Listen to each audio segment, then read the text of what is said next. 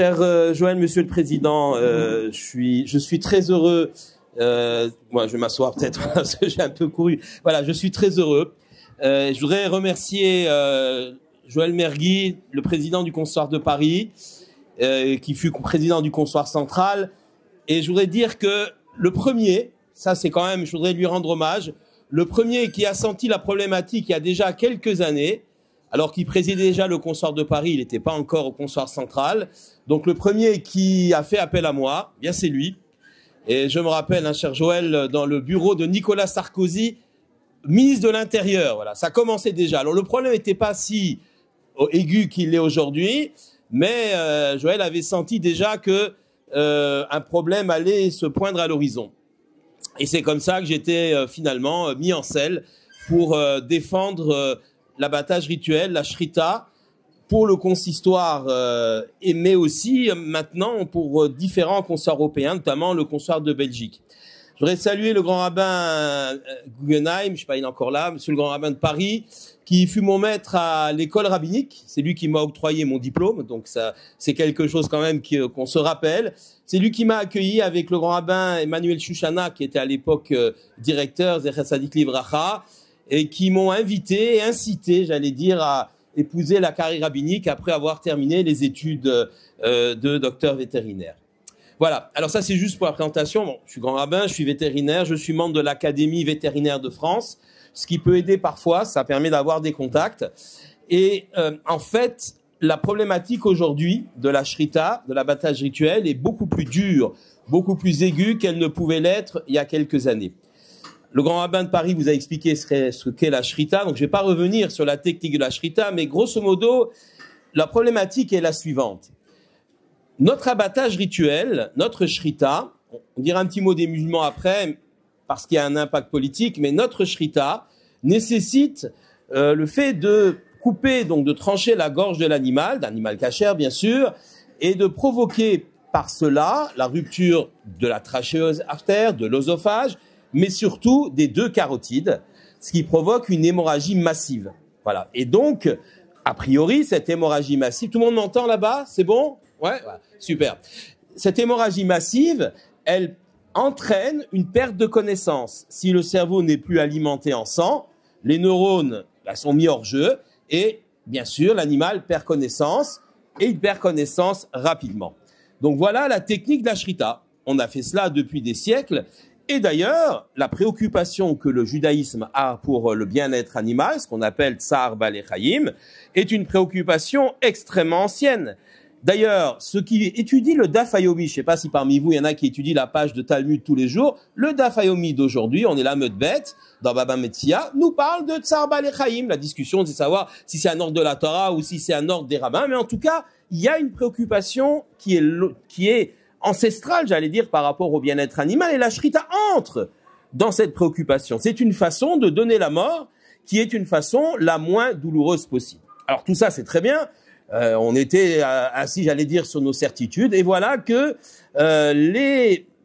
les différents politiques, parce que c'est essentiellement un problème politique, mais aussi les organisations de défense des animaux, eux viennent dire non, votre méthode d'abattage est une méthode qui apporte une souffrance à l'animal. Nous voulons vous imposer une méthode avec un étourdissement préalable. Et cette méthode-là, eh bien, garantira le bien-être animal plus que votre méthode. On vous laisse faire l'abattage rituel, ça nous dérange pas. Voici des prières, que ensuite vous coupiez le cou de l'animal, ça nous dérange pas. Mais d'abord, vous devez faire l'étourdissement préalable. Or, on est confronté à un problème majeur. L'étourdissement préalable n'est pas possible, car tout étourdissement préalable aujourd'hui entraînerait ce qu'on appelle une tréfa, c'est-à-dire une lésion chez l'animal, rendant l'animal non cachère avant même de faire la shrita. Un animal qui est malade, un animal qui a une lésion, on le voit, un animal qui a une patte cassée, tout cela n'est pas consommable et donc, bien évidemment, on va nous faire une shrita sur un animal qui n'est pas cachère, donc ça ne sert à rien. En vérité, et c'est là aussi que se trouve un petit peu le jeu subtil de nos détracteurs, on dit non, on ne vous interdit pas l'abattage rituel. On vous interdit un abattage sans détourdissement préalable. Mais en vérité, ça revient au même. Alors, question. c'est très important. Vous avez peut-être l'occasion de rencontrer des non-juifs, ou même des juifs d'ailleurs, qui sont persuadés que la shrita, ça fait souffrir. Pourquoi nous ne pouvons pas accepter l'étourdissement préalable? Question. Et ensuite, on verra pourquoi l'étourdissement préalable, c'est quelque chose qui aussi engendre une souffrance animale. Et c'est sur ce terrain qu'il faut se battre. Alors, première question, pourquoi nous ne pouvons pas accepter l'étourdissement préalable? Aujourd'hui, il y a 3 méthodes d'étourdissement préalable. La première, c'est le pistolet à tige perforante. Alors, c'est pas un pistolet, c'est un cylindre qui va perforer le crâne de l'animal, censé entraîner la destruction des centres de la sensibilité. Donc, l'animal va perdre conscience et perdre connaissance. Évidemment, un tel objet, une telle méthode entraîne une tréfa, puisque l'animal avec le crâne perforé, bien évidemment, c'est un animal qui va mourir si on le laisse comme cela. Donc, évidemment, il n'y a aucune possibilité d'accepter ce mode d'assommage. Un assommage, c'est perforation de la boîte crânienne. Ça, c'est pour les bovins. Deuxième méthode, l'électronarcose. Alors là, c'est un sujet assez vaste, c'est-à-dire l'électrocution finalement de l'animal. On utilise ça pour les moutons, pour les volailles. Là aussi, et c'est des vieux travaux ont montré qu'il y a des lésions au niveau des vaisseaux sanguins, au niveau du cerveau, des lésions, des vaisseaux qui éclatent. Et là, de nouveau, l'animal n'est pas dans son intégrité physique, donc il ne peut pas être considéré comme cachère, il est tréfa, et nous ne pouvons pas le consommer. C'est très intéressant et c'est même dramatique d'ailleurs, parce que ces travaux, ils sont très anciens. Lorsqu'en 1934, le régime nazi impose l'abattage avec étourdissement préalable, les communautés juives en Allemagne, qui sont persécutées mais encore présentes, hein, on est encore avant les lois de Nuremberg, essayent de trouver une solution. Et il y a un grand auteur, un des gdolim de l'époque en Allemagne, le Sridé Esch, le Rav Weinberg, qui réfléchit, peut-être que l'électrocution, peut-être c'est valable, on va faire des expériences, peut-être. Et puis, il mène une série d'expériences à l'époque, dans les années 1934, et on constate qu'effectivement, alors il était à 2 doigts d'accepter. Puis finalement, il va voir les grands de l'époque, Rav Chaim Ozer Grozinski à Vilna, donc le grand gadol, le grand décisionnaire de l'époque, et lui, non, tu dois pas accepter une chose pareille. Et ensuite, les travaux montrent qu'effectivement, il y a des lésions. Donc l'électrocution, c'est pas pour nous. Troisième méthode, alors c'est anecdotique parce que ça ne concerne pas les animaux que nous consommons, ça concerne les porcs, c'est le gazage par du gaz carbonique. Alors là, c'est une méthode affreuse où le porc suffoque, il agonise, enfin, bref. Et l'Union européenne songe peut-être à l'interdire. Ils essayent de faire marche arrière alors que ce devait être la méthode la plus sophistiquée, la meilleure, etc. Donc voilà pourquoi les méthodes d'étourdissement préalable ne peuvent pas être acceptés chez nous. Et c'est intéressant parce que le mot étourdissement, c'est un mot très doux. Quelqu'un m'a dit, mais monsieur le rabbin, et si on injectait un produit, comme chez le dentiste, on va anesthésier l'animal et ensuite on fait la shrita. Pourquoi on ferait pas ça? On peut pas. Parce que si vous injectez quelques produits que ce soit, les services vétérinaires vont dire stop, danger pour la santé humaine, on retire la viande de la consommation. Si vous donnez des antibiotiques à des animaux avant, vous pouvez pas les abattre, il faudra attendre le temps que les antibiotiques soient éliminés de l'organisme de l'animal pour pouvoir les consommer. Donc toutes les méthodes dites d'étourdissement douce ne fonctionnent pas. On est obligé d'avoir une méthode entre guillemets d'étourdissement, mais qui est en fait une perforation violente de la boîte crânienne ou une électrocution violente, etc. Donc les méthodes d'étourdissement, on peut pas les accepter. Alors pourquoi finalement le monde autour de nous, les organisations de défense des animaux, les politiques, essayent quand même de l'imposer. Et comment se défendre par rapport à cela? Bien, évidemment, si vous dites, vous savez, la shrita, ça fait pas souffrir l'animal, du tout, vous n'êtes pas tout à fait crédible. Il faut aller se battre sur leur terrain. Il ne faut pas être sur la défensive, mais sur l'offensive. C'est-à-dire qu'il faut dire, les méthodes d'étourdissement préalable engendrent une souffrance qui peut être supérieure à notre méthode d'abattage. Et on a, pour ça bien sûr, des études scientifiques, malheureusement minoritaires, parce qu'il y a d'autres études scientifiques qui les contredisent. C'est là toute la difficulté de la chose. Les choses ne sont pas, si vous pouvez utiliser ce mauvais jeu de mots, ne sont pas tranchées, mais il y a ici cette difficulté, cette différence. Donc, il faut se battre là-dessus. Alors, il y a quand même des travaux qui maintenant, j'expliquais au Raman de Paris que les travaux, malheureusement, aujourd'hui, à notre faveur, commencent à dater un petit peu. Et c'est un peu une faiblesse. Donc, il faudrait songer à faire de nouveaux travaux. Alors, il y a des projets en cours, outre-Atlantique, j'y reviendrai, mais les derniers travaux, enfin, ce sont quand même ceux de l'INRA. Donc, l'INRA, l'Institut national de la recherche agronomique, c'est un organisme extrêmement sérieux. Les gens qui sont à la tête de l'INRA sont pas susceptibles de nous être favorables ou défavorables. Ce sont des scientifiques. Je connais le professeur Lenindre, qui est vice-président du Comité national d'éthique des abattoirs. Je parlerai de ce comité d'ailleurs après aussi, c'est intéressant. Les travaux montrent que en matière d'abattage rituel, et quand je dis abattage rituel, je mets musulmans et cachers ensemble, parce qu'ils ne veulent pas, pour des raisons qu'on comprenne de politiquement correct, séparer les deux, parce qu'évidemment, nous sommes beaucoup plus performants en matière de bien-être animal que ne le sont les musulmans. Ils le reconnaissent d'ailleurs aussi, mais le chiffre est le même. On a 16 à 17%, allez, 17% de ratés de l'abattage rituel.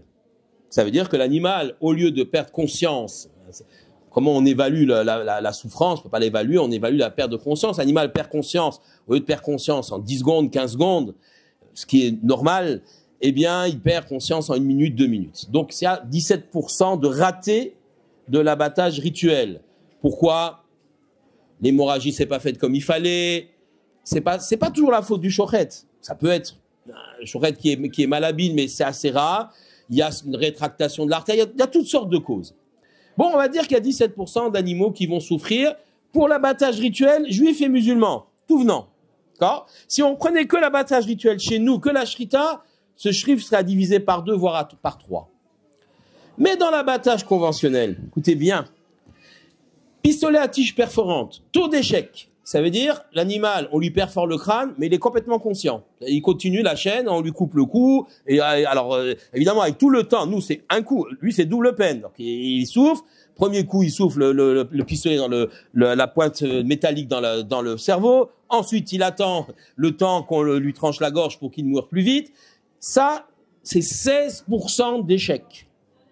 16% d'échecs. 16% d'échecs sur du conventionnel, 17% d'échecs sur de l'abattage rituel. Si on regarde combien d'animaux sont abattus pour nous, pour le marché cachère, 1% de la totalité des animaux abattus en France. De l'autre côté, tous les autres animaux. Faites un calcul très rapide, faut pas être trop fort en maths pour comprendre que 16% de tout l'abattage conventionnel, c'est beaucoup d'animaux qui souffrent. 17% de l'abattage rituel juif, et encore ce chiffre de 17%, il est surévalué. Mais gardons-le, c'est très peu d'animaux, 17% de 1% de la totalité des bovins et ovins abattus en France. Donc on a vraiment une querelle qui est une mauvaise querelle. Voilà. L'électrocution, on a des chiffres également. En Nouvelle-Zélande, il y a beaucoup de moutons, il y a plus de moutons que d'habitants. Ils utilisent cette méthode-là.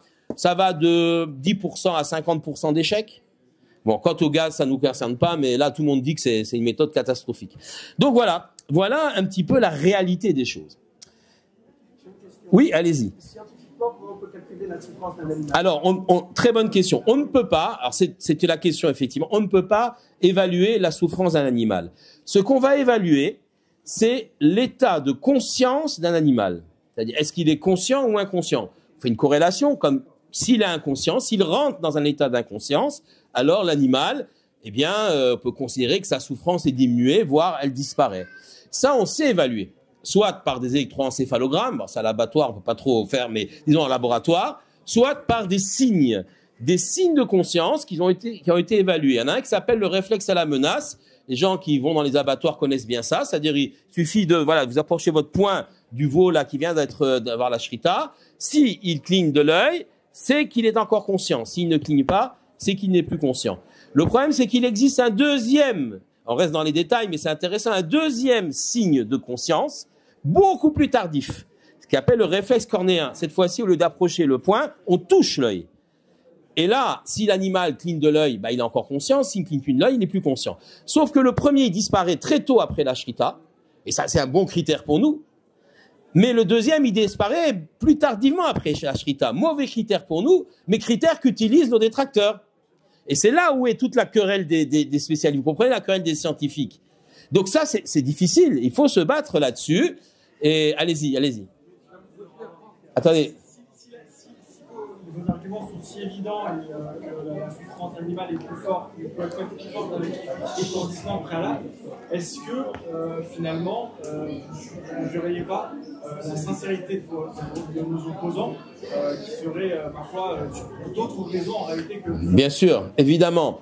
Bon, d'abord, alors il y a deux choses dans votre question. La première question, c'est l'évidence des preuves. Ben non, c'est pas évident. Même pour nous, c'est pas évident. On a dans la littérature scientifique beaucoup de scientifiques qui sont nos détracteurs, qui disent non mais ça fait quand même souffrir.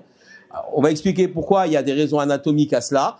Et on a peu de scientifiques qui nous défendent, mais des scientifiques prestigieux.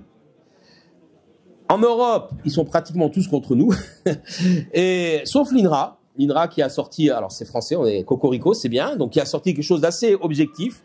Et d'ailleurs, le président du Comité national d'éthique des abattoirs, c'est le docteur Jean-Luc Angot, un collègue vétérinaire. C'est un homme extraordinaire, scientifique, qui vraiment nous défend. Après, il nous a raconté qu'il est fils de Juste. Hein, son père avait sauvé des Juifs pendant la guerre. Donc il y a aussi peut-être, je sais pas s'il y a peut-être je sais pas s'il y a la partialité. En tout cas, il y a une sympathie. Mais aux États-Unis, là, on a des travaux qui sont plutôt en notre faveur. Deux grands scientifiques, Temple Grandin, qui est une dame dans l'université du Colorado, qui a beaucoup travaillé là-dessus, qui est une référence, on ne peut pas la critiquer. Et quand moi je sors Temple Grandin, nos détracteurs disent oui, c'est vrai, mais elle est toute seule. Je dis, elle est toute seule, c'est vrai. D'abord, elle n'est pas toute seule, il y a d'autres scientifiques. Et en plus, c'est une référence absolue. Vous la citez vous-même pour d'autres problématiques concernant l'animal. Alors pourquoi sur celle-là, vous ne venez pas? Alors sur la sincérité, bien évidemment, il y a du politique derrière. Et ça, c'est la dernière partie de mon exposé. La problématique politique, ce qu'on est en train de vivre aujourd'hui, évidemment, c'est tout à fait connecté à la vague de populisme, à la montée de l'islam, tout ça est lié. Mais je vais juste terminer sur la partie un peu technique, et ensuite, effectivement, on va pouvoir parler du politique. Donc, vous avez compris, c'est difficile, le combat est difficile, mais nous ne manquons pas d'arguments. C'est pourquoi nous avons gagné dans un certain nombre de pays, perdu dans d'autres. Mais voilà, c'est un combat qui est difficile, et qui nécessite d'ailleurs d'être très souvent sur la brèche parce que on ne sait pas, dans un pays, ils peuvent nous sortir une fois une législation, ou même à l'Assemblée nationale, un député qui a envie de sortir une législation. Donc il faut être absolument vigilant par rapport à cette problématique. Dernier point au niveau de la shrita. Donc vous avez compris que l'étourdissement préalable n'est pas possible pour des raisons d'intégrité physique du corps de l'animal, et on ne connaît pas de méthode qui endormirait l'animal sans toucher à son intégrité physique, qui soit après que puisse être acceptable ensuite pour consommer la viande. Donc ça, c'est une chose. Alors, il y a des travaux en Australie qui sont menés pour endormir l'animal par la chaleur, mais enfin c'est un peu, bon, enfin, j'y crois pas trop, mais bon, bref. En tout cas, ça n'existe pas. Il y a des pays où les rabbinats ont accepté un étourdissement post-abattage, post-shrita, aux Pays-Bas, en Autriche, je vous rassure, pas en France, on a rejeté cela. Et alors, d'un point de vue de la halakha, ça pourrait être possible à condition de faire un étourdissement, entre guillemets, qui soit à la fin de l'hémorragie. C'est-à-dire que, en fait, pour nous, ce qui est important, c'est bien la shrita, le couteau de shrita, la shrita qui donne la mort à l'animal, et pas autre chose. Donc c'est compliqué. Si quelqu'un va abattre une shrita, puis tout de suite après on va faire un coup de pistolet à tige perforante, on appelle un matador, voilà, c'est le nom officiel, le matador. Alors là, on aura un problème, l'animal ne sera pas consommable. Si on attend la fin de l'hémorragie, pour nous la shrita est terminée. Ça peut être intéressant sur les animaux qui, les fameux 17%, qui n'ont pas perdu connaissance, pourraient ainsi, entre guillemets, accélérer la mort. Après, est-ce qu'on les rentre dans le réseau cachère ou pas cachère? Ça, c'est encore une discussion, mais voilà, cette question, elle existe. Je le dis parce que si vous allez aux Pays-Bas, la viande là-bas, elle est... alors, je n'ai pas dit qu'elle n'est pas cachère, hein, c'est pas ce que je veux dire, mais nos standards, ils sont quand même... Voilà, les standards sont plus hauts puisque nous avons refusé jusqu'à présent, tant on le peut, cet abattage cet étourdissement post-abattage. Voilà, alors ça c'est pour la partie technique. Alors maintenant, évidemment, je reviens à votre question, mais je pense que tout le monde attend ça, la partie politique. Alors, la partie politique, elle est vaste et elle est importante. Au début, je citais tout à l'heure, Nicolas Sarkozy, ministre de l'Intérieur, ça remonte quand même à pas mal de temps. Hein. Donc, on commence. À l'époque, on a affaire essentiellement aux organisations de défense des animaux. La Fondation Brigitte Bardot et d'autres associations voilà, et Nicolas Sarkozy, il pense on va peut-être trouver une solution de compromis. Il fait les assises de l'animal, puis il comprend très vite qu'il n'y a pas de compromis possible. Et bien sûr, quand il est ministre de l'Intérieur et ensuite président, il va bien sûr défendre l'abattage rituel. Ça va de soi. Tous les gouvernements, tous les présidents qui se sont succédés ont toujours systématiquement défendu l'abattage rituel, que ça soit, bien sûr, en France, mais même au niveau des instances européennes.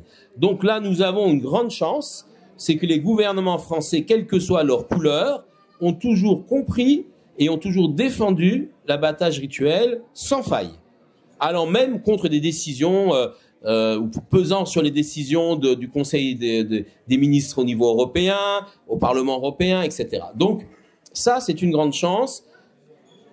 C'est pas immuable, hein. Vous savez quels sont les mouvements politiques, les tendances aujourd'hui, c'est pas immuable.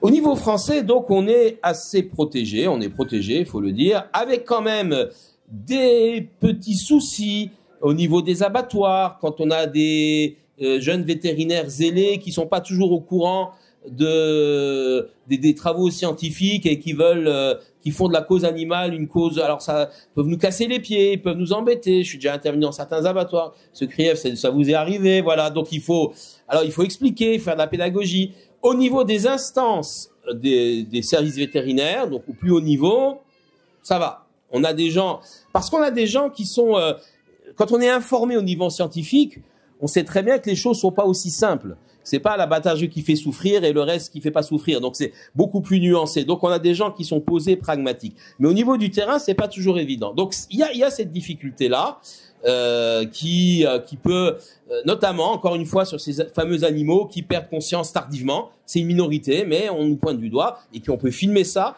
Il y a les films de L214. Alors L214, c'est intéressant parce que eux, ils veulent supprimer la consommation de viande. Donc ils s'attaquent à nous, mais pas que à nous.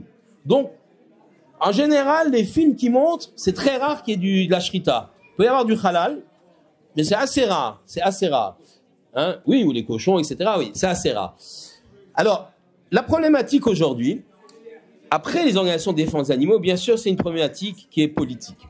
Elle est politique parce que il n'a échappé à personne que le monde musulman prend de l'ampleur, que l'islam monte, et que la réaction de l'autre côté, c'est la montée des mouvements populistes. On crédite Jordan Bardella de 30% quand même aux européennes, hein, vous le savez. Et donc les mouvements populistes, qui d'ailleurs ont une attitude très favorable à Israël, vous l'avez entendu, c'est un fait objectif. Hein. Je dis pas que votez pour eux, hein, certainement pas, mais je dis que c'est la réalité des choses. Reste quand même arc-bouté sur cette position de principe d'interdire l'abattage rituel. Bardella l'a dit il y a pas longtemps. Alors il n'a pas trop repris dans sa campagne, c'est vrai, mais il l'a quand même dit, et c'est dans le programme. Donc ça, c'est pour les gens chez nous qui seraient tentés de voter Rassemblement National. Il y en a de plus en plus dans ma communauté. Je discute avec les gens, ils disent c'est pas grave, on mange du poisson. Ouais, d'accord, mais après ce sera la kippa ou je ne sais quoi. Donc il y a une problématique.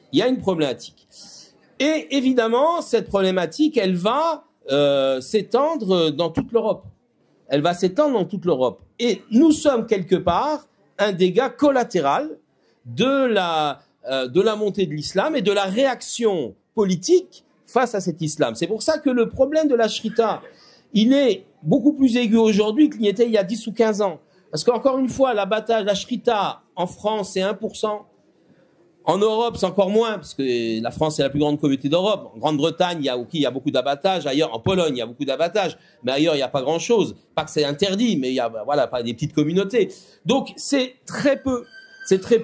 Mais évidemment, si vous arrivez sur le halal, 14% de l'abattage total, 15%, 50% chez les moutons, et puis les cantines toutes halal, etc. Et toutes les polémiques que nous entendons aujourd'hui, suscitent une réaction qui est assez terrible et qui, comme on ne peut pas séparer les deux méthodes d'abattage, eh bien évidemment, le but c'est d'interdire l'abattage rituel sans étourdissement préalable. Alors, on va essayer de regarder un petit peu la situation en Europe, les différents pays, puis au niveau du Parlement européen. Alors, au niveau du Parlement européen, on s'est bien battu. Il n'y a pas eu de législation, il y a eu plusieurs législations, plusieurs tentatives d'interdire l'abattage rituel sans étourdissement préalable, mais elles n'ont pas fonctionné. Ça n'a pas, donc au niveau européen, il n'y a pas d'interdiction générale. Au niveau de l'Union européenne, il y a une liberté, par contre, des États de faire ce qu'ils veulent. Et ça, cette liberté-là, c'est bien et c'est pas bien. C'est bien parce que, en France, on est protégé. C'est pas bien parce que vous avez des pays où l'abattage rituel est interdit. Alors, aujourd'hui, la Suède, mais la Suède, c'est vieux, hein, c'est 1935, le Danemark, la Slovénie, bon, c'est plus anecdotique, et puis, surtout, à côté de nous, la Belgique. Alors, la Belgique, c'est une catastrophe parce qu'on a été de défaite en défaite. La Belgique, il y a 3 régions. Il y a Bruxelles-Capitale, il y a la Wallonie et la Flandre. La Wallonie et la Flandre votent au Parlement régional flamand interdiction de l'abattage rituel sans étourdissement préalable. Vote au Parlement wallon, même chose. Par contre, nous avons été, et moi je suis pas intervenu, on m'a rien demandé au niveau des parlements wallons et flamands, ça s'est fait très vite. La communauté juive a été prise de vitesse. Par contre, au Parlement bruxellois, là, la 3e région, ils ont fait un débat contradictoire. Donc, j'étais invité à parler devant les députés bruxellois et on a gagné.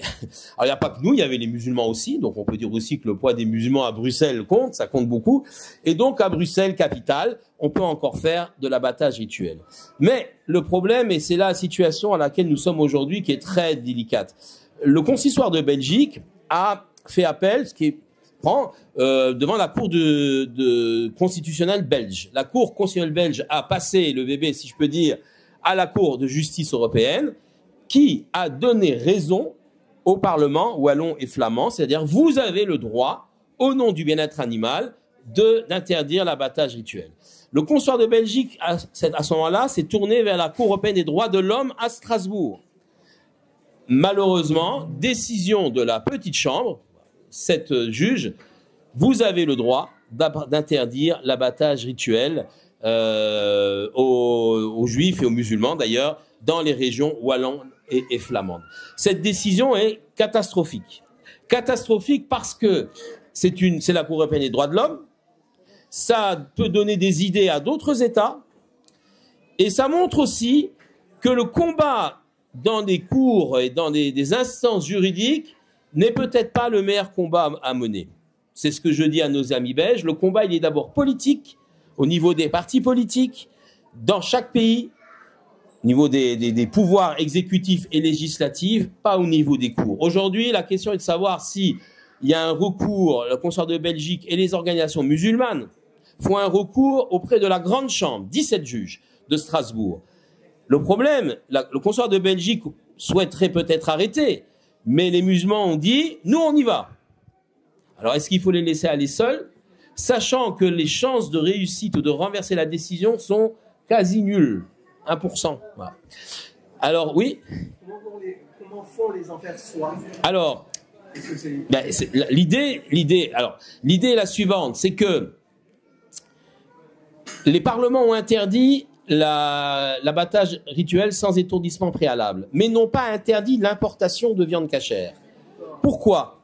Il n'est pas possible en Union européenne d'interdire l'importation d'un produit venant de l'intérieur de l'Union européenne, sauf si ce produit a des problèmes de santé, enfin sanitaire, ce qui n'est pas le cas, bien évidemment. Donc, on ne peut pas interdire l'importation de viande de France ou d'ailleurs. Donc, qu'ont fait les Anversois? Ils avaient un grand abattoir de volailles. Ils ont fermé l'abattoir en Flandre. Ils l'ont ouvert en Hongrie et ils importent leurs volailles d'Hongrie. Voilà. Et alors, finalement, ça coûte encore moins cher. Donc, les Belges ont tout perdu. Mais c'est un combat aussi au niveau du principe. Je parlais de Bruxelles-Capitale. Il y a un abattoir à Bruxelles-Capitale, à Anderlecht, mais il est peu utilisé. Beaucoup utilisé par les musulmans, peu utilisé par nous. Mais c'est un combat qui est quand même un combat qui est sur le principe. Voilà, il faut se battre pied à pied sur chaque pays. Les Pays-Bas à côté, donc là il y a eu le compromis, le fameux compromis où le rabbinat a accepté l'étourdissement post-abattage. C'est la condition, la Chambre basse a voté l'interdiction, le Sénat a renversé les choses aux Pays-Bas, mais à condition de trouver ce compromis. Après 40 secondes, il y a des dayanim, il y a des dayanim qui ont accepté ça. Le problème, c'est que c'est toujours une principe. Le problème, c'est on a la halacha, et on appelle ce qu'on appelle la hanaga. Quand vous demandez à un gadol, un grand de la génération, il vous répond selon la halacha, mais pas toujours. Des fois, il vous dit la halacha, mais il vous dit la hanaga. C'est-à-dire la halacha, c'est ok, c'est permis après 40 secondes. D'accord, l'hémorragie est finie, la shrita est finie. Mais la hanaga, c'est si vous cédez là-dessus, vous allez reculer. Donc, est-ce qu'il faut être ferme là-dessus, quitte à perdre une région ou un pays, mais rester ferme?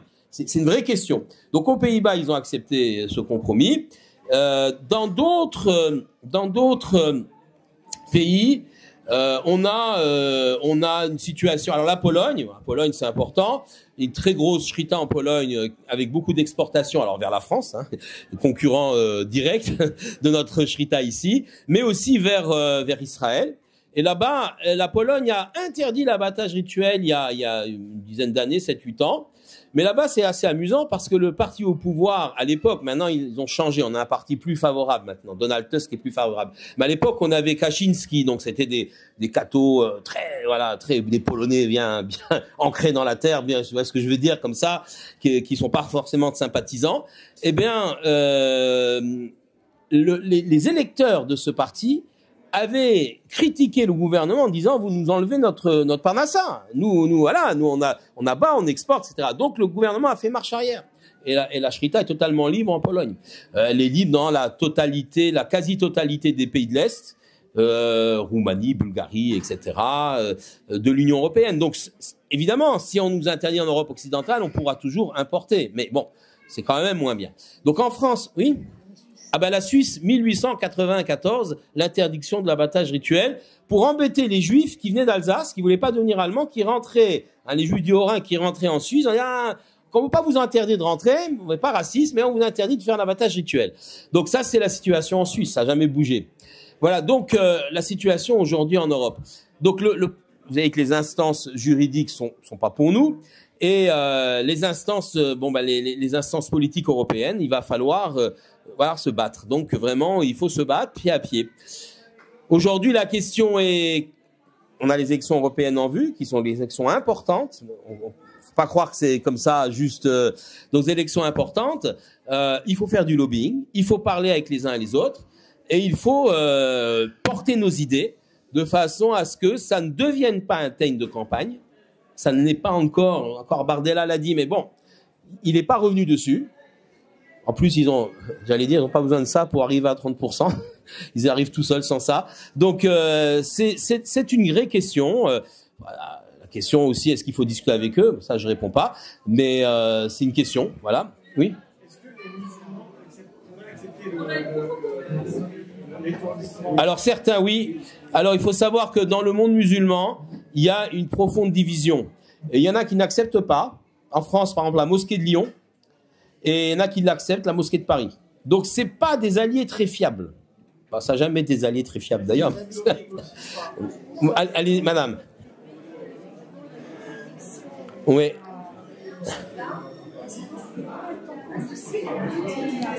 Alors, la Brit Mila. Alors, ça, c'est une question. Alors, je suis pas spécialiste. Alors, ça dépend des pays, mais oui, dans les pays scandinaves, la question de la Brit Mila est mise sur la table. Ça peut être, mais parce que c'est un lobbying anti-musulman, évidemment, et nous, on a un dégât collatéral, donc on va s'attaquer aussi à la Mila. C'est que la Suède, il y a un renversement. Le gouvernement de la gauche qui était ultra pro-islam, hein, la Suède, c'est une catastrophe, est passé à un gouvernement de droite qui maintenant veut serrer les vis. Alors c'est bien pour Israël, peut-être pour la sécurité de la communauté juive, mais pour les droits religieux, c'est pas top. Le Danemark, pareil. On a eu un gros problème en Islande. Ils n'ont pas encore interdit. Alors en Finlande, par exemple, pour la Brit Mila, ils ont trouvé le compromis que ça soit un médecin qui fasse la Mila.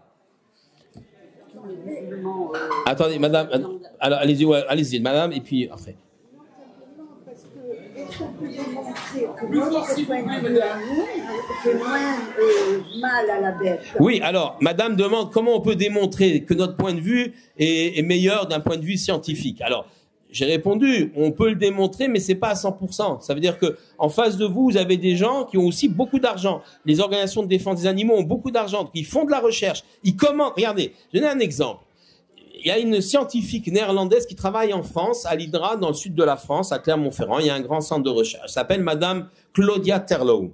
Et je me suis dit, bon, on va lui demander une étude. On va demander. Alors, et juste avant de demander, le vice-président, le professeur Lenain du Comité national d'éthique des abattoirs, qui est un comité dans lequel je représente le consistoire, me dit, écoutez, il faudrait peut-être pas faire appel à cette dame-là. Je dis, mais quoi, c'est une grande scientifique, elle a publié beaucoup. Oui, elle a publié beaucoup. Mais récemment, l'OABA, l'œuvre d'assistance aux bêtes d'abattoir, qui est une très grosse organisation de défense des animaux, beaucoup plus puissante que Fondation Brigitte Bardot. En plus, eux, ils rentrent dans les abattoirs, que Brigitte Bardot fait pas. Fondation Brigitte Bardot rentre pas, ils savent pas ce qui se passe dans les abattoirs. Eux, ils rentrent, ils sont habilités.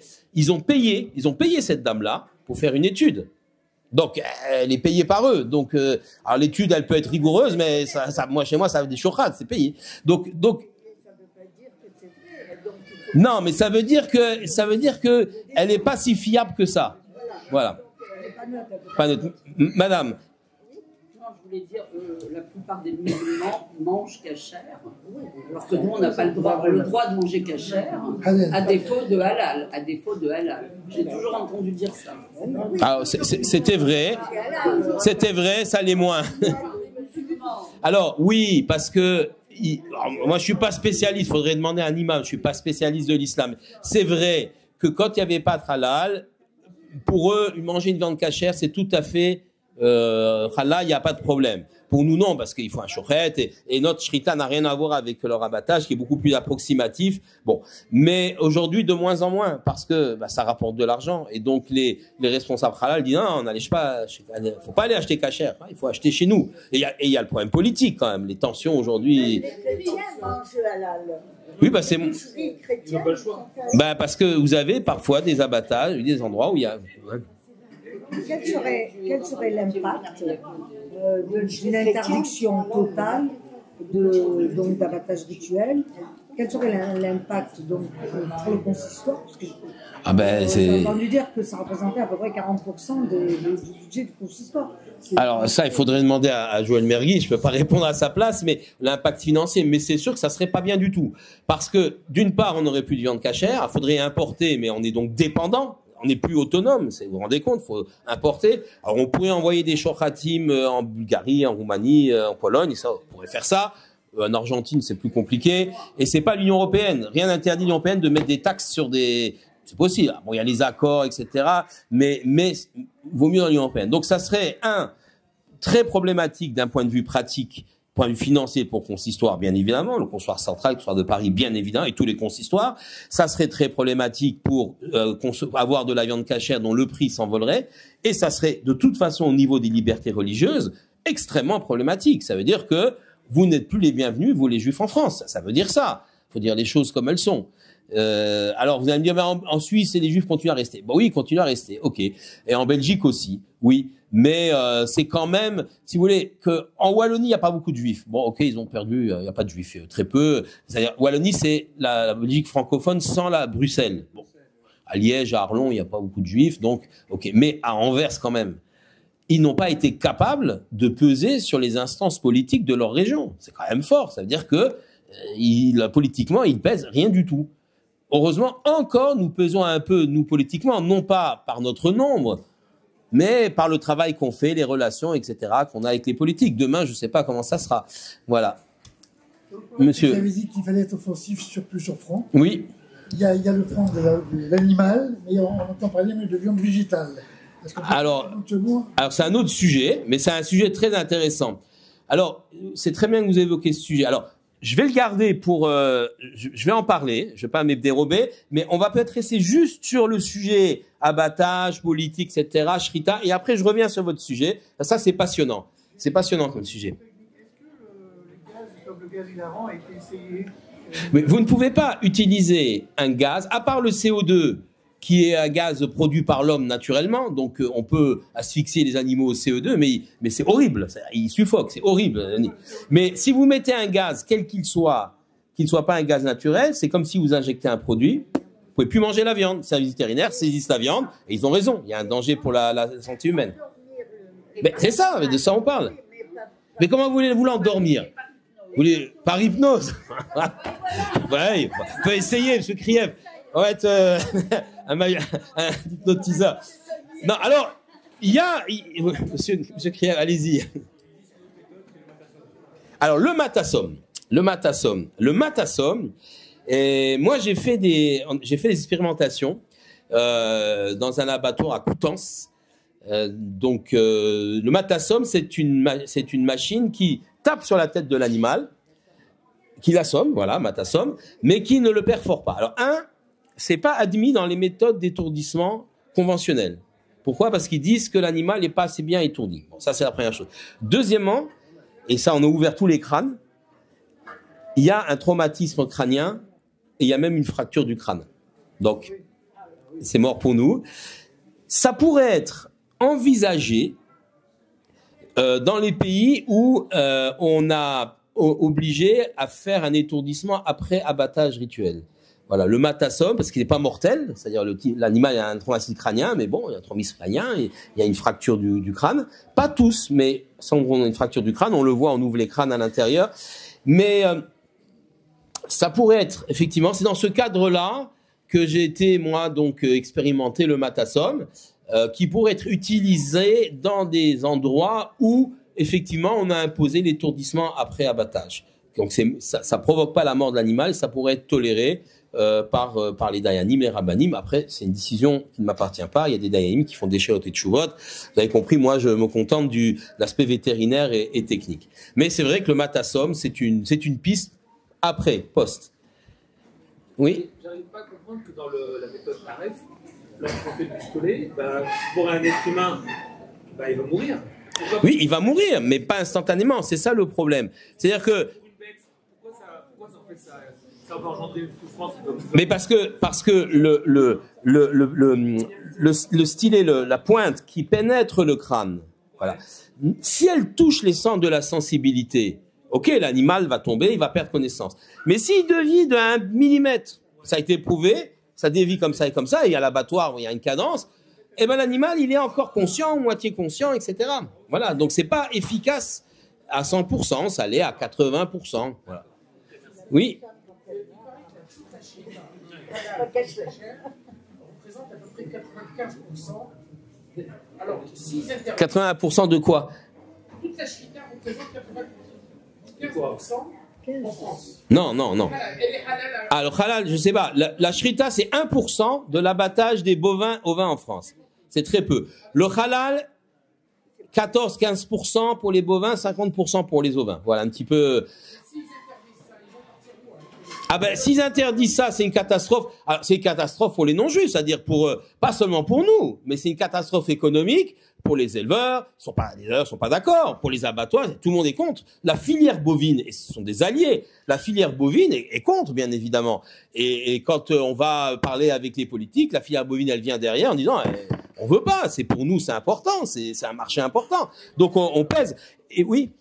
Voilà, donc c'est important. Et il y a, alors, vous savez, en France, il y a l'abattage rituel, la shrita, pour la consommation de viande cachère de nous, notre viande cachère à nous, Juifs de France, mais il y a aussi une partie qui est exportée vers Israël. Alors le deal, c'était à l'époque que pas 1 gramme de viande abattue par les shoratim israéliens ne soit vendu en France. Je crois que c'est respecté. Voilà, c'est respecté. Alors ça, c'est bien. Pourquoi c'est bien? Parce que ça nous donne encore plus de poids, économiquement. Il n'y a pas que vous êtes sympa les juifs, on vous protège, on vous aime bien, mais il y a aussi l'argument économique. Et ça pèse lourd. Mais chez les Belges, ça n'a pas pesé. Je sais pas, c'est une histoire belge, enfin ils n'ont rien compris. Moi je sais pas, vous avez un abattoir immense de volailles, ils ont mis 200 Belges flamands au chômage, et ils vont travailler des Hongrois à la place. Ils sont pas sympas aussi les Hongrois, il n'y a pas de problème. Mais voilà, c'est un peu la stupidité de cela. Voilà, alors, on m'a parlé de viande végétale, mais moi je voulais parler aussi de viande artificielle. C'est 2 choses différentes. La viande végétale, bon, c'est le steak de soja, vous avez peut-être déjà mangé. Bon, Ok, voilà, le secret fait comme ça. Il a raison parce que ça reste que du végétal. Voilà, c'est du végétal. Alors, ils vont essayer de mettre des produits pour donner du goût de viande, etc. Mais ça ne deviendra jamais de la viande. Il faut pas se leurrer là-dessus. Soyez tranquille. Hein? Ah, j'en sais rien, mais c'est pas de la viande. Ça n'a pas le goût de viande. C'est pas un steak. Quoi. Donc, par contre, vient la discussion sur la viande artificielle, la viande de laboratoire. Ça, c'est une autre histoire. Alors oui, ça, et vous savez que les Israéliens, ils sont en pointe là-dessus.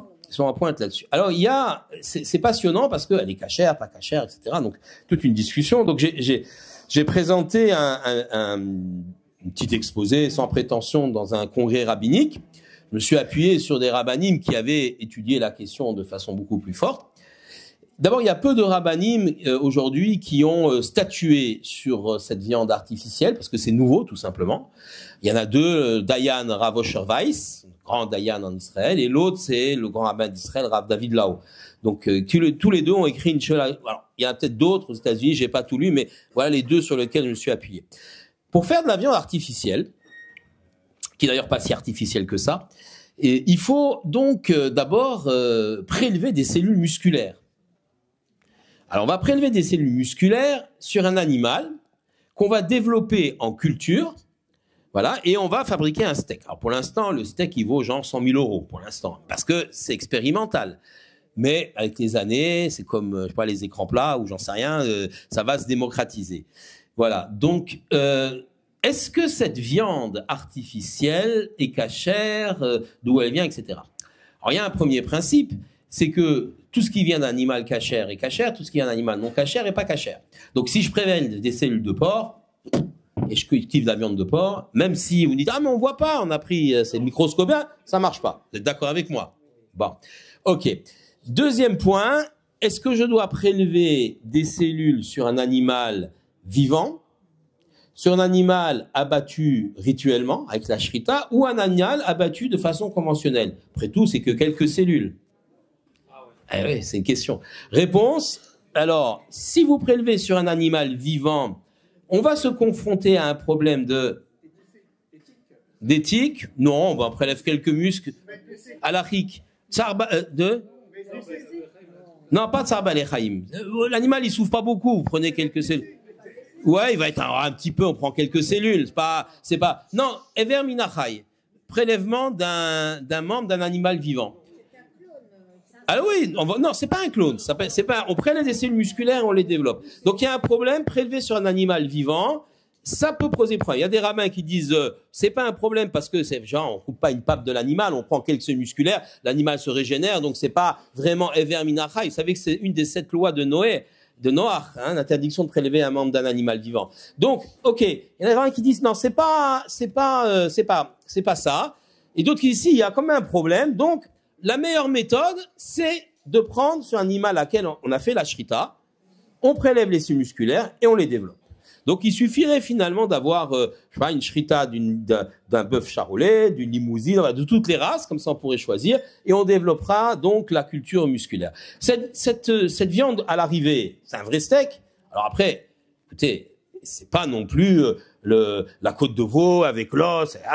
Ça reste de la viande de laboratoire. Mais quand même, ça, la texture de viande, c'est biologiquement de la viande et tout. Est-ce que c'est bassari ou neutre? Là, qui dit bassari? On va faire comme le jeu tout à l'heure. Qui dit bassari? Qui dit parvé? Eh ben, c'est bassari. Pourquoi? Mais si, attendez. Mais non, oui, je sais ce qu'a dit. Oui, mais c'est pas la même méthode, vous allez comprendre. Voilà. Non, c'est bassari. Cette méthode, c'est bassari parce que vous prélevez des cellules musculaires d'un muscle. Et en Israël, ils ont été capables d'orienter la culture de cette viande, de ces cellules, de l'orienter pour ne faire que des cellules musculaires. Donc, vous prélevez un embryon au début et vous avez un steak, oui, vous avez un steak, de la viande à la fin. Ce steak, il est bassari ou il est parveux? Il est dangereux. Il est dangereux. Pourquoi c'est pas cachère? Pourquoi c'est pas cachère? Dites-moi. Bon, vous faites rien, vous prélevez. Mais non, vous prélevez. Vous prélevez. bah, je sais pas, vous prélevez des cellules et vous les développez, vous faites des cellules musculaires, c'est tout à fait cachère. C'est un animal, une vache, c'est un animal cachère. Pourquoi c'est un hybride? Pas du tout. C'est que des cellules de la vache. Vous prélevez les cellules de la vache, vous les développez, et puis vous avez un tissu musculaire après, du muscle, et voilà, ça fait de la viande. Alors, oui? Je pense que là, on tombe dans le problème des thérapies géniques. Parce que qu'est-ce qui prouve qu'à partir du moment où ces cellules ont été modifiées, elles vont pousser, elles vont fabriquer des... Ah, ça c'est autre chose. Ça, vous avez raison. On ne sait pas où on va avec ça. Ça, c'est vrai. C'est vrai. Mais d'un point de vue, puisque c'est même pas théorique, ils l'ont fait en Israël dans des laboratoires. Un œuf de poule, il est parvenu. Bah oui, l'œuf de poule, c'est parvenu. Après, ça devient un poulet. Mais avant qu'il devienne un poulet, il est parvenu, l'œuf. Eh, votre œuf, là, vous faites une omelette, vous pouvez mettre du lait dedans, voilà, pas de problème, du fromage, voilà. Donc, il est parvenu. Et ben donc, ce tas de cellules-là, il est parvenu. Et donc, au bout, la viande, elle est parvenue. Et dit le Rav David Lau, il a écrit 10 pages, 15 pages là-dessus, dit le Rav David Lau, oui, mais quand même, il y a un problème. On peut pas le manger avec du fromage, parce qu'il y a le problème de Marat Aïn. Marat Aïn, vous savez ce que c'est, Marat Aïn? Voilà, si on confond, on voit, il y a une problématique. Donc, voilà, donc on en est là avec la viande artificielle. Ah, c'est pas si évident, parce que le Marat Aïn, vous demandez aux Dayani, ils vous expliqueront que même Khadré Khadari, même à l'intérieur des maisons, même si on vous voit pas, il faut respecter les choses. Ouais, il faut respecter les choses, pas laisser de doute. Ouais, pas laisser le doute. Oui?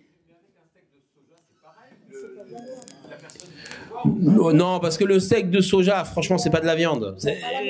Vous goûtez, là, ils essayent d'imiter. C'est comme les fausses crevettes, quoi. C'est l'imitation. C'est pas l'imitation de viande, mais ça fait longtemps que ça existe maintenant les steaks de soja. Ça fait des années. On voit bien que ça n'a pas remplacé la viande. Voilà. Oui, là aussi, c'est la forme. Mais on sait très bien, ça n'a pas le goût que ça. On peut aimer ça peut être bon, mais je veux dire, ça n'a rien à voir avec la viande. Ça n'a rien à voir avec la viande. Donc voilà donc la problématique de la viande artificielle. Alors, on n'y est pas encore. Techniquement, on y est, mais évidemment, au niveau du marché, on est encore loin.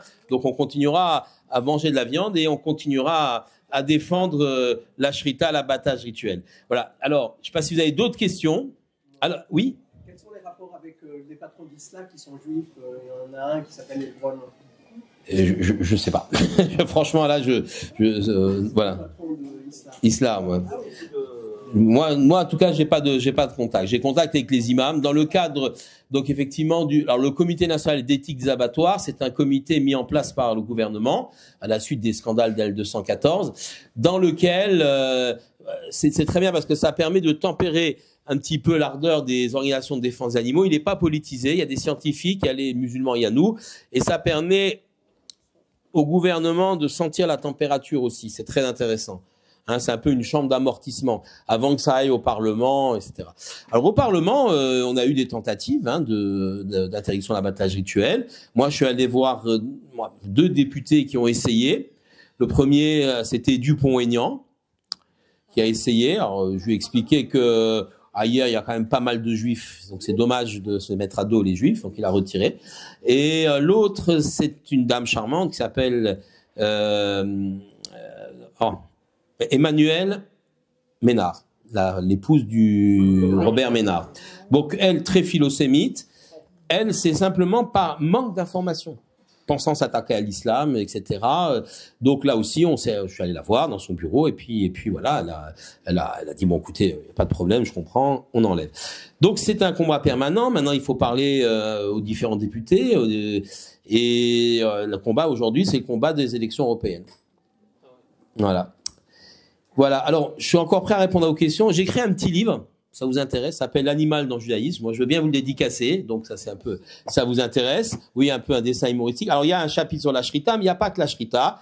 Il y a un chapitre aussi sur l'animal dans la Torah, dans le Talmud. Enfin, vous verrez la considération qu'on a pour le monde animal. Alors, on va terminer par une petite histoire pour sourire un petit peu. Lors des discussions qu'on a eues à la Commission européenne, en 2013, ça remonte un petit peu, mais bon, il y a 10 ans, des discussions par rapport à l'abattage rituel. Ils avaient mis en place une commission de discussion qui s'appelait Dialrel, Dialogue avec les religieux, dans laquelle il y avait des scientifiques, des politiques, et des religieux, donc musulmans et nous. Les autres, ça les concernait pas. Donc il y a eu plusieurs réunions, une en Espagne, une à Bruxelles, et la troisième à Istanbul. Pourquoi Istanbul? La Turquie fait pas partie de l'Union européenne, mais parce que l'un des scientifiques, d'équipe scientifique, était turc. Donc il a voulu, il nous a accueillis à Istanbul. Bon, très bien.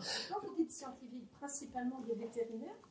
Pas forcément, des vétérinaires, souvent des vétérinaires, des agronomes, des biologistes, voilà, ça peut être toutes sortes de gens. Et c'est très intéressant. Donc la discussion se termine. Le soir, ils nous disent bon ben, écoutez, on va vous faire une croisière sur le Bosphore. Donc on est monté une croisière sur le Bosphore, un bateau qui part sur le Bosphore. Et puis donc nous on reçoit notre plateau de la communauté juive turque qui nous avait amené un plateau repas. On était 3 juifs, un anglais, un belge et moi. Et puis tous les autres c'était des musulmans et puis des scientifiques, etc. Et puis l'organisateur nous dit ben maintenant on va avoir un échantillon du folklore turc. C'est quoi le folklore turc? Et c'était, je précise, c'était encore la Turquie, que Erdogan il n'avait pas encore trop de prise dessus. Donc folklore turc, c'est la musique turque, voilà, les danseuses. Alors qu'est-ce qu'on fait? Nous, on monte sur le pont du bateau, les 3 juifs. Et tous les musulmans, les libéraux, ils sont tous restés, mais les grands barbus, ils sont montés aussi. Et donc on se retrouve sur le pont du bateau avec les barbus, Djellaba, barbu, la grande kippa, enfin tout le truc. Et puis on commence à discuter, il n'y avait pas encore Gaza, tout ça, maintenant je sais pas si ce serait possible, mais on commence à discuter, et l'un dit mais c'est honteux, c'est terrible, dans un pays musulman, comment on peut faire une chose pareille, c'est une insulte aux religions, ils disent dialogue, c'est une insulte, une femme comme ça, femme de mauvaise vie, pour nous dans le Coran, elle mérite la mort, on doit lapider, et chez vous, qu'est-ce qu'on doit faire? Et je sais pas, j'ai une nation, je dis, chez nous, juste, on va la rhabiller. Voilà, si vous avez quelques questions, on peut encore dialoguer. Moi j'ai le temps, j'ai le train à 8h du soir, donc vous pouvez y aller. Alors, si quelqu'un veut mon livre, je serais heureux de vous le dédicacer. Pardon, il y a une Toyota qui a été laissée au service voiturier, ils sont bons. Ah, c'est nous. Voilà. Ça, vous faites donation à la ville de Saint-Pierre, ça vous la récupérez. Préserver les arrières, chauffer les éleveurs au cas où quelque chose se passe, pour qu'il y ait une manifestation comme il y a eu les tracteurs, tout ça, en arrière-plan, évidemment. Au cas où, on est prêt à manifester, à vous solidariser, manifester. Pourquoi manifester? Parce que vous avez dit qu'il y a un enjeu pour les éleveurs. Bien sûr, bah, c'est évident. C'est évident qu'il y a un enjeu, mais oui. Bon, on a les paysans avec nous. Hein. Allez, je vais vous le dédicacer. Ouais, vous pouvez faire mon nom. Vous pouvez mettre à mon nom, ouais. Alors, je dédicace, c'est pour vous? Alors, dites-moi.